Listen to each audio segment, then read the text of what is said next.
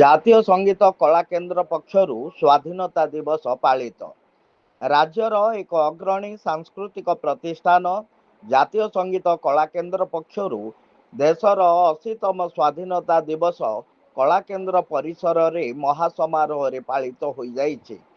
Corporator Gitarani Panda ଜାତୀୟ ପତାକା ଉତ୍ତୋଳନ କରି ଆମ ସ୍ୱାଧୀନତା ଅଖଣ୍ଡ ରଖିବା ନିମନ୍ତେ ଉପସ୍ଥିତ ଜନସାଧାରଣଙ୍କ ଉଦ୍ଦେଶ୍ୟରେ ଉଦ୍ବୋଧନ ଦେଇଥିଲେ।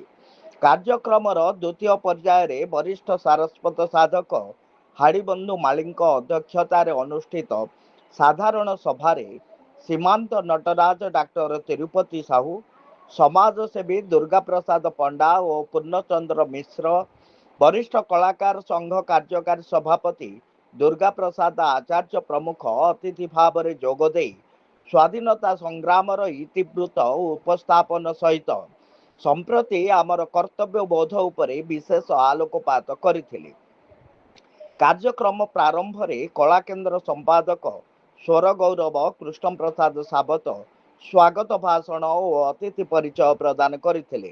ଏହି ଅବସରରେ ନିଖିଳ ଓଡ଼ିଶା ବରିଷ୍ଠ କଳାକାର ମହାସଂଘ ସଭାପତି ଡାକ୍ତର ତିରୁପତି ସାହୁ, କଳାକେନ୍ଦ୍ର ପରିସରରେ ସ୍ଥାପିତ କବି ସମ୍ରାଟ ଉପେନ୍ଦ୍ର ଭଞ୍ଜ, ସ୍ୱାଧୀନତା ସଂଗ୍ରାମୀ ଦିବାକର ପଟ୍ଟନାୟକ ଏବଂ କଳାକେନ୍ଦ୍ରର ପ୍ରତିଷ୍ଠାତା ସଙ୍ଗୀତଜ୍ଞ ତ୍ରିପୁରାରୀ ସାବତଙ୍କ ଆବକ୍ଷ ପ୍ରତିମୂର୍ତ୍ତି ଉନ୍ମୋଚନ କରିବା ସହ ସେମାନଙ୍କ ଆଦର୍ଶକୁ ଅନୁକରଣ ନିମନ୍ତେ ପରାମର୍ଶ ଦେଇଥିଲେ।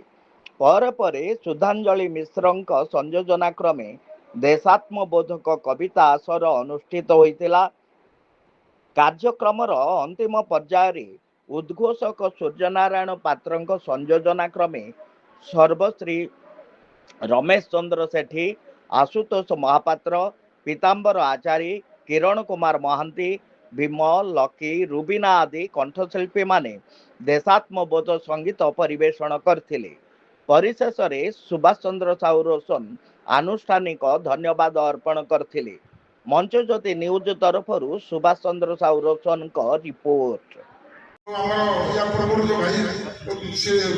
ପରିଚୟ ଦେଇଥିଲେ, ପରିଚୟ ସମୟରେ ସେ କହିଥିଲେ କ'ଣ, ଯେତେ ପୁଣ୍ୟ ପର୍ବ ଅଛି ଅଗଷ୍ଟ 15 ହେଉଛି ସବୁଠାରୁ ଶ୍ରେଷ୍ଠ ପୁଣ୍ୟ ପର୍ବ। କାହିଁକି ନା ଯିଏ ଦେଶକୁ ଭକ୍ତି କରେ ସେ ନିଶ୍ଚିତ ଭାବରେ ସେ ମାଆକୁ ଭକ୍ତି କରିବ। ଦେଶ ହିଁ ଆମର ମା। ଆମେ ଯଦି ଦେଶକୁ ଭକ୍ତି କରୁଛେ, ଦେଶକୁ ସମ୍ମାନ ଦେଉଛେ, ତାହେଲେ ସବୁ କିଛି ସମ୍ମାନ ଦେଇପାରିବା। ମୁଁ ଆଜିର ଗୋଟେ ଦିନରେ ସମସ୍ତ ସେ ଯେଉଁ ବୀର ସଂଗ୍ରାମୀ ମାନେ ଯେଉଁମାନଙ୍କର ବଳିଦାନ, ତ୍ୟାଗ, ସଂଘର୍ଷ ଯୋଗୁଁ ଆଜି ଆମେ ସ୍ୱାଧୀନତା ବୋଲିକି ନିଜକୁ ପରିଚୟ ଦେଇ ମୁଣ୍ଡ ଟେକିକି ଠିଆ ହେଇଛେ, ଆମେ ସେମାନଙ୍କୁ ଆଜି ସ୍ମରଣ କରିବା ଏବଂ ଶତ ଶତ ନମନ କରିବା। ତତ୍ସହିତ ମୁଁ ଆପଣମାନଙ୍କୁ ଗୋଟିଏ ଜିନିଷ କହିବାକୁ ଚାହିଁବି, ସ୍ୱାଧୀନତା କହିଲେ କେବଳ ବିଦେଶୀ ହାତରୁ ଦେଶକୁ ମୁକ୍ତି କରିଦେବା ତାହା ନୁହଁ। ସ୍ୱାଧୀନତା କହିଲେ କେବଳ ଆମକୁ କହିବାର ସ୍ୱାଧୀନତା ମିଳିଗଲା ତାହା ବି ନୁହଁ। ସ୍ୱାଧୀନତା କହିଲେ ବିକାଶ କ'ଣ ହେଉଛି, ଦେଶର ବିକାଶ କ'ଣ ହେଉଛି, ଲୋକଙ୍କର ବିକାଶ କ'ଣ ହେଉଛି, ଲୋକଙ୍କର ହିତ ଏବଂ ଦେଶର ଉନ୍ନତି, ଏହା ହିଁ ସ୍ୱାଧୀନତା ମୁଁ ମନେ କରେ। ସମାଜର ସର୍ବଶେଷ ଲାଇନରେ ଧାଡ଼ିରେ ଯିଏ ରହିଛି, ସର୍ବଶେଷ ବ୍ୟକ୍ତି ଯଦି ଆମର ବିକାଶ 250 ବର୍ଷର ସ୍ୱାଧୀନତାକୁ ଶୃଙ୍ଖଳକୁ ଛିନ୍ନ କରିକି ଆମେ ଏମିତି ଏକ ଦିନ 1947 ମସିହା ଅଗଷ୍ଟ 14 ନିଜକୁ ସ୍ୱାଧୀନ କରୁଥିଲୁ। ସେହି ସ୍ମୃତିରେ ଆମେ ପ୍ରତ୍ୟେକ ବର୍ଷ ଅଗଷ୍ଟ 15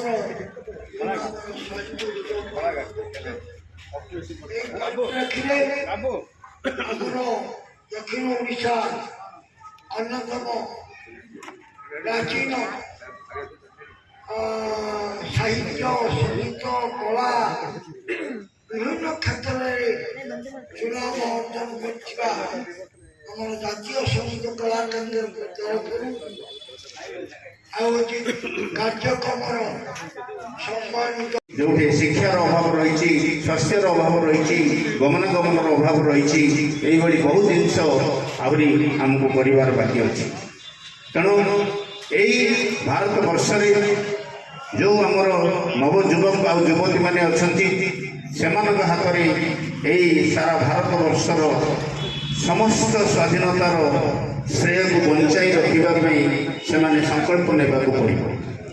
ତେଣୁ ମୁଁ କହିବି ଏତିକି ଯେ ଆମ ଭିତରେ ଯେଉଁ ଭାଇଚାରା ରହିବ ଏବଂ ଆଞ୍ଚଳିକବାଦ ଏବଂ ବର୍ଣ୍ଣ ବିଦ୍ୱେଷ ବିଭିନ୍ନ ଆମ ଭିତରେ ଯେଉଁ ମତାନ୍ତର ମନାନ୍ତର ଅଛି ତାହାକୁ ଯଦି ଆମେ ପରିହାର କରି ଯଦି ଭାରତ ମାତାର ଆମେ ଯୋଗ୍ୟତମ ସନ୍ତାନ ଭାବେ ଆମେ ନିଜକୁ ପରିଗଣିତ କରିବା।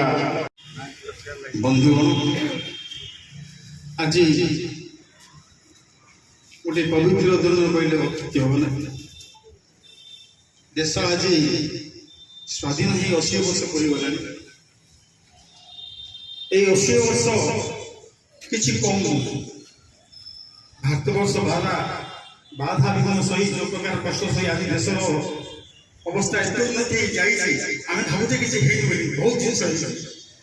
এই ହବା ପାଇଁ ମହାନ ବ୍ୟକ୍ତିତ୍ୱମାନେ ବହୁତ ବଳିଦାନ କରୁଛନ୍ତି। ତାଙ୍କେ ଯଦି ନଥାନ୍ତେ ତାହେଲେ ଏ ଦେଶ କୋଉ ପରିସ୍ଥିତି କୋଉ ମୋଗଲ ସମାଜରେ ଥାନ୍ତେ ଆମେ ଠିକଣା। କିନ୍ତୁ ସେ ପାତସ୍ମରଣୀୟମାନଙ୍କୁ ଆମେ ପାଶୁରି ଗଲେ। ମୋ ମତରେ ଆଜିର ପରାଧୀନ ଯେତେ ଆମ ପର୍ବ ହଉଛି ନା କାହିଁକି, ଦଶହରା, ଗଣେଶ ପୂଜା, ଏଇ ଯୋଉ ସ୍ୱାଧୀନ ଦିବସ ଆଜି ନଥାନ୍ତା ବୋଲେ ଆମେ ପୂଜା କରିପାରିବା। ସବୁଠୁ ପବିତ୍ର ଦିନ ହେଉଛି ଆଜି। ମୋ ମତ ଗଣେଶ ପୂଜା ହେଉଛି